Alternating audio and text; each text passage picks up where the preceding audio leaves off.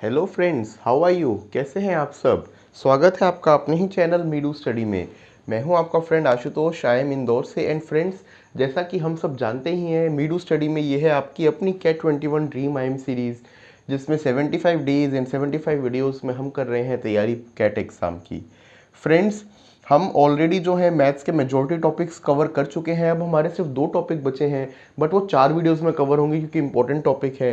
सबसे पहले हमें ज्योमेट्री करनी है, जो आज से स्टार्ट होकर नेक्स्ट 3 डेज, तो मतलब आज, कल और परसों 3 वीडियोस आपको मिलेंगी ज्योमेट्री की। उसमें क्या डिटेलिंग रहेगी वो आपको बताऊंगा। और लास्ट में टॉपिक ज्योमेट्री का ही सब पार्ट है। अलग रखने का रीज़न ये है कि उसको बाइफरकेट कुछ पर्टिकुलर वे में किया जा सकता है, वो हो सकता है मेंशुरेशन।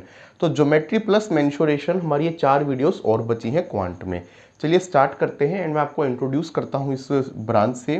तो आज की वीडियो ज्योमेट्री 1 के ऊपर है और ज्योमेट्री कैट में क्या होता है उसके बारे में सबसे पहले जानते हैं, और तीनों वीडियो का मैं आपको फ्लो बताता हूँ।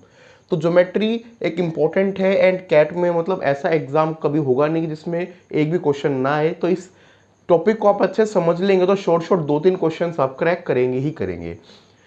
कुछ टॉपिक्स जो हैं, अब कोऑर्डिनेट ज्योमेट्री पे हमने ऑलरेडी 2 वीडियोस में प्रैक्टिस की थी, तो कोऑर्डिनेट ज्योमेट्री और ज्योमेट्री ये मिला के 3-4 क्वेश्चंस मिनिमम आते ही हैं। तो कोऑर्डिनेट ज्योमेट्री जो हमने समझा था, उसके अलावा सर्कल्स, पैरेलल लाइंस, ट्रायंगल्स, ये कुछ कॉन्सेप्ट और ज़रूरी हो जाते हैं कैट के लिए। पैरेलल लाइंस मोस्टली कोऑर्डिनेट से हो जाता है, बट ट्रायंगल एंड सर्कल की कुछ प्रॉपर्टीज हमें जानना ज़रूरी है जो हम कैट में अप्लाई कर सकें। एंड उसमें भी ट्रायंगल्स में कॉन्ग्रुएंसी, सिमिलैरिटी जो है वो थोड़ा फ्रीक्वेंटली आस्क्ड है, बट पूरा ट्रायंगल्स ही हम लोग पढ़ेंगे। तो चलिए स्टार्ट करते हैं। सबसे पहले तो जो है मैं आपको ये बता दूं ट्रायंगल की इंट्रोडक्शन से पहले कि तीनों वीडियो का हमने फ्लो कैसे रखा है। तो आज की वीडियो में हम पूरी प्रॉपर्टीज करेंगे, थ्योरम्स करेंगे और डिटेल समझेंगे ट्रायंगल की। कल की वीडियो में हम सारी प्रॉपर्टीज और डिटेल्स जानेंगे सर्कल की। और जो परसों वीडियो आएगी उसको हम करेंगे क्वेश्चन प्रैक्टिस। तो आज और कल हम क्वेश्चंस नहीं करेंगे, आज और कल हम थ्योरी करेंगे। आज ट्रायंगल्स, कल सर्कल्स और परसों फिर खूब सारे क्वेश्चंस प्रैक्टिस करेंगे। तो सबसे पहले जानते हैं ट्रायंगल होता क्या है। तो देखिए नाम से ही पता लग रहा है, ट्राई, ट्राई का मतलब होता है 3। तो ट्राई प्लस एंगल मतलब जिसमें 3 एंगल्स हों। अब 3 एंगल्स कब पॉसिबल हैं? जब 3 एजेस और 3 वर्टिसेस भी हों। तो एक सिंपल ट्रायंगल अगर हम लोग बनाते हैं तो वो इस तरीके से बनता है, ठीक है। अब इसमें जो कह रहे हैं ना 3 एजेस 3 वर्टिसेस, तो ये 3 जो कोने हैं ये इसके वर्टिसेस हैं। अब इसको मान लीजिए ए बी सी हम लोग लिख देते हैं, ठीक है। तो 3 वर्टिसेस कौन से हैं? A B C. 3 एजेस कौन से हैं? ए बी, बी सी और ए सी। और 3 एंगल्स कौन से हैं? Angle A, angle B, angle C, ठीक है। तो नाम से ही पता लग रहा है। और इन तीनों एंगल्स का जो सम होता है, जिसको हम एंगल सम प्रॉपर्टी भी बोलते हैं, angle A plus angle B plus angle C is equal to 180 degree, जो इंटीरियर एंगल्स हैं। और जो एक्सटीरियर एंगल्स होते हैं उनका सम होता है 360 डिग्री। तो इंटीरियर एंगल्स कौन से हो गए? अंदर वाले 3। और एक्सटीरियर एंगल कौन से हो गए? ये बाहर वाले 3। अगर हम इसी लाइन को एक्सटेंड करें वो हो जाते हैं एक्सटीरियर एंगल। आगे चलते हैं। अब बेसिक प्रॉपर्टी ऑफ ट्राइंगल। सबसे पहले ट्राइंगल होने के लिए क्या जरूरी है कि किन्हीं भी 2 साइड्स का सम, तो जैसे हमने अभी 3 साइड्स करी थी ना, तो a b plus b c, इन 2 का सम ग्रेटर होना चाहिए ए सी से। ए बी प्लस ए सी ये ग्रेटर हो जाएगा बी सी से। और बी सी प्लस ए सी ये ग्रेटर हो जाएगा ए बी से। मतलब आपका 2 साइड्स का सम तीसरी से बड़ा होना ही होना चाहिए। तो मान लीजिए आपको 3 साइड्स इस तरीके से गिवन है, 2, 3 और 6। तो आपको कोई कहे कि ये ट्रायंगल है क्या? नहीं, ये ट्रायंगल फॉर्म ही नहीं हो सकता, क्योंकि 2 + 3 हम करेंगे वो होता है 5, और 5 जो है वो 6 से स्मॉलर है।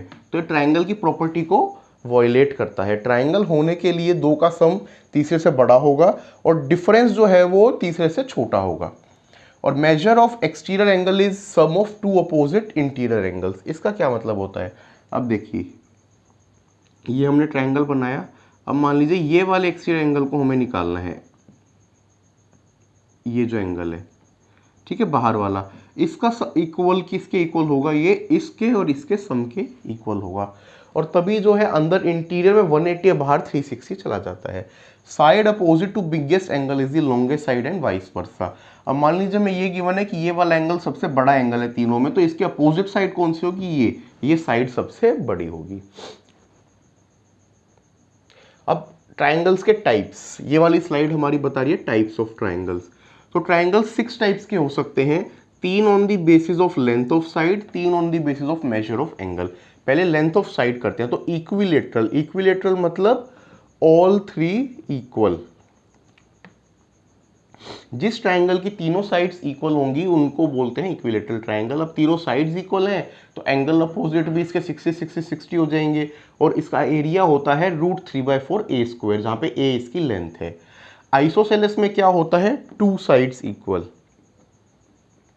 2 साइड्स इक्वल हैं तो उस ट्राइंगल को हम लोग क्या बोलते हैं, आइसोसेलेस। ठीक है, और एरिया क्या हो जाता है, half into base into height. और स्केलीन मतलब ऑल डिफरेंट, तीनों जो साइड्स हैं उनकी लेंथ इसमें डिफरेंट होती है स्केलीन में। अब एंगल के बेसिस पे करते हैं। एंगल के बेसिस पे ट्राइंगल्स की 3 टाइप होती हैं। एक्यूट एंगल मतलब all angle less than 90 degree. ठीक है। ऑब्ट्यूस, ऑब्ट्यूस का मतलब एक एंगल मिनिमम 90 से बड़ा होगा, 1 एक ही हो पाएगा ना, क्योंकि 180 डिग्री सम है, एक 90 से बड़ा है। एंगल सम प्रॉपर्टी कंप्लीट होने के लिए बाकी कोई तो 90 से बड़ा हो ही नहीं सकता। और राइट एंगल का मतलब एक एंगल इक्वल टू 90 डिग्री। ठीक है। और काफ़ी क्वेश्चंस जो है हमारी प्रॉपर्टीज ट्रिग्नोमेट्री हमने पढ़ाई था, राइट ट्रायंगल पे बेस्ड होती हैं। ठीक है, चलते हैं नेक्स्ट उस पर। ये हमने टाइप्स पढ़ी।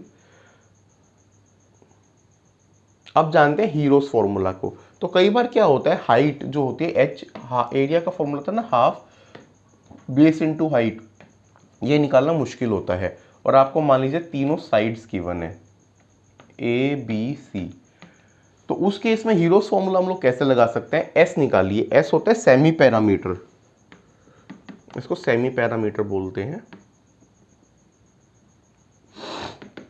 और ये क्या होता है, a plus b plus c upon 2। तो हीरोस फॉर्मूला क्या कहता है, area will be s into s minus a into s minus b into s minus c. इस पूरे का स्क्वायर रूट कर दीजिए तो आपका ट्रायंगल का एरिया निकल जाएगा। Next slide, next slide. Trigonometry. अब हमने एरिया निकालने का एक और तरीका क्या होता है, साइन को यूज करते हुए। अब मान लीजिए ये एक ट्रायंगल ए बी सी था, साइड अपोजिट जो एंगल ए को हम स्मॉल ए, मतलब ये ना स्टैंडर्ड नोटेशंस होती हैं कि आपने जो एंगल होगा उसके अपोजिट साइड उसके स्मॉल से बताते हैं। तो ये एंगल है तो इसके अपोजिट साइड स्मॉल ए होगी, बी है तो इसके अपोजिट स्मॉल बी होगी, हाइट को एच से डिनोट करते हैं। तो एरिया को हम लोग लिख सकते हैं हाफ इंटू, अगर साइन ए ले रहे हैं तो साइड्स हम लेंगे बी सी, तो एरिया को हम लिख सकते हैं half into b into c into sine of a. ठीक है, ऐसे ही आप साइन बी ले लीजिए और साइन बी ले लेंगे तो ए सी हो जाएगा, साइन सी ले लीजिए तो ए बी हो जाएगा। एक और मेथड होता है डिस्क्रिमिनेंट मेथड। डिस्क्रिमिनेंट जो है वो ज़्यादा 11th-12th में आता है, इसलिए मेथड पे ज़्यादा नॉर्मली क्वेश्चंस नहीं आते। फिर भी आपको, आपने जिनके पास मैथ्स रहा है 11th-12th में उनको डिटर्मिनेंट से फैमिलियर है तो आप उसको भी एरिया के लिए यूज़ कर सकते हैं। मतलब जो तीनों कोऑर्डिनेट्स हैं x1 x2 x3 y1 y2 y3 1 1 1 लिख लीजिए एंड डिटर्मिनेंट को सॉल्व कर लीजिए। कुछ और मेथड्स होते हैं, आगे हम पढ़ेंगे सर्कम रेडियस, सर्कम सेंटर और इन सेंटर के बारे में। तो उनको यूज़ करते हुए भी ट्रायंगल का एरिया निकाला जा सकता है। A B C upon 4r, जहाँ पे r सर्कम रेडियस होता है, और r इंटू एस, जहाँ पे r अगर इन रेडियस हो, और s जो हमने अभी सेमी पैरामीटर पढ़ाई था उस केस में भी निकाल सकते हैं। नेक्स्ट हमारा हम जानते हैं 4 और चीज़ें, altitudes, perpendicular bisector, median angle bisector, और उनके बेसिस पे कुछ सेंटर्स होते हैं सर्कल के, उनके बारे में पढ़ते हैं। सबसे पहले एल्टीट्यूड्स क्या होते हैं। एल्टीट्यूड्स मतलब जो एंगल 90 डिग्री बनाए फ्रॉम वर्टेक्स। तो ये ए से बी पे जो 90 डिग्री बना रहे हैं ना, इसको हम बोलेंगे एल्टीट्यूड। तो एडी एल्टीट्यूड है, और तीनों एल्टीट्यूड जिस पॉइंट पे मीट करते हैं उसको हम लोग बोलते हैं ऑर्थो सेंटर। तो एल्टीट्यूड वाले पॉइंट को क्या बोलते हैं, ऑर्थो सेंटर, ओ से डिनोट करते हैं। Perpendicular bisector number 2, perpendicular bisector मतलब 90 डिग्री भी होगा और जो है इसको बाइसेक्ट करता है। ठीक है, mid point of opposite side, mid point पे 90 डिग्री डाल रहा है, और इस सेंटर को हम लोग क्या बोलते हैं, सर्कम सेंटर, जी से डिनोट करते हैं, ओ जी। ठीक है, तीसरा आता है सेंट्रोइड। सेंट्रोइड होता है मीडियंस का पॉइंट। मीडियन क्या होते हैं, मीडियन मतलब जो इसके हाफ पे पॉइंट पे, मिड पॉइंट पे कनेक्ट करे। ज़रूरी नहीं इस पे, इसमें क्या था, मिड पॉइंट प्लस 90 डिग्री, इसमें सिर्फ मिड पॉइंट होना चाहिए। तो और जो मिड पॉइंट्स को मीट करने वाला सेंटर होता है उसको सेंट्रॉइड या वी से डिनोट करते हैं। एंड फोर्थ होता है एंगल बाइसेक्टर। एंगल बाइसेक्टर मतलब जो एंगल को बाइसेक्ट करता हुआ जाए, और उसको जो है हम लोग क्या बोलते हैं, इन सेंटर और आई से डिनोट करते हैं। तो हमारे चार हो गए, एल्टीट्यूड, परपेंडिकुलर बाइसेक्टर, मीडियन और एंगल बाइसेक्टर, और चार सेंटर्स हो गए, ortho centre, circum centre, centroid और इन सेंटर। नेक्स्ट अब जानते हैं कॉन्ग्रुएंसी और सिमिलैरिटी के बारे में। तो कॉन्ग्रुएंसी क्या होती है, इसको इस तरीके से भी डिनोट करते हैं, जैसे triangle A B C congruent to triangle P Q R. तो कॉन्ग्रुएंट कब कहते हैं, कि जब उसका साइज एंड शेप सेम हो, ठीक है, और जो एंटीरियर एंगल्स हैं, साइड्स हैं, उनका मेजर सेम हो। सिमिलैरिटी को कैसे डिनोट करते हैं, triangle A B c is similar, single wavy line से p Q r said to be similar if every angle of one triangle has the measure in corresponding angle. मतलब ratio same रहती है, इसमें value same होने की जरूरत नहीं है। अब तीन इसके रूल्स हो सकते हैं, एस ए एस का मतलब साइड एंगल साइड, मतलब कोई साइड, दो साइड्स और इंक्लूडेड एंगल जो है वो इस ट्रायंगल और इस ट्रायंगल का सेम है तो वो कॉन्ग्रुएंट होंगे। सेम केस में अगर सिमिलर रेशियो में है तो वो सिमिलर होंगे।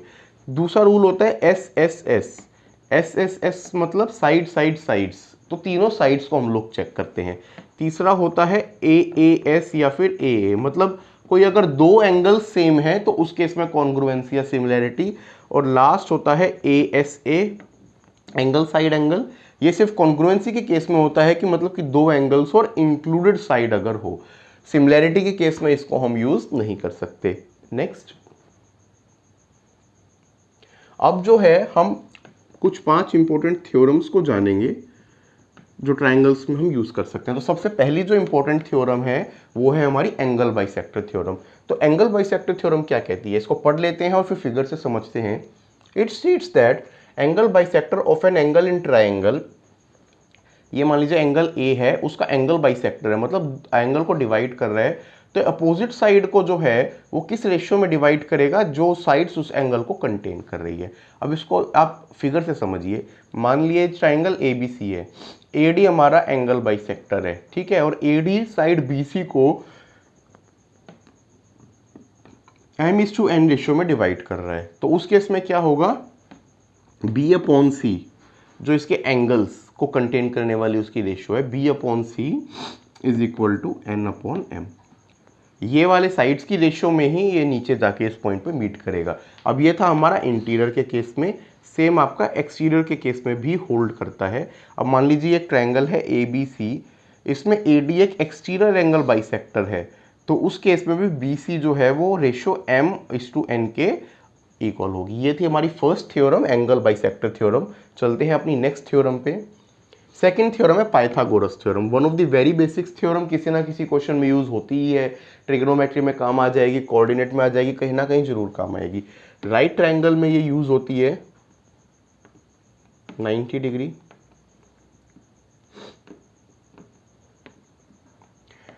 ठीक है। उसमें क्या कहते हैं, जो ये अपना हाइपोटेन्यूस होता है, इसको हाइपोटेन्यूस बोलते हैं। हाइपोटेन्यूस बेसिकली क्या होता है, side opposite to 90 degree angle, तो सबसे लॉन्गेस्ट साइड होगी क्योंकि सबसे बड़े एंगल के अपोजिट है ये। तो हाइपोटेन्यूस हम लोग कैसे निकाल सकते हैं, हाइपोटेन्यूस जो होता है h is equal to sum of base plus altitude को मान लीजिए आप a से दिखा रहे हैं, जिससे भी दिखा रहे हैं, उन दोनों के स्क्वायर के उसके इक्वल होता है ये वाली साइड, ठीक है।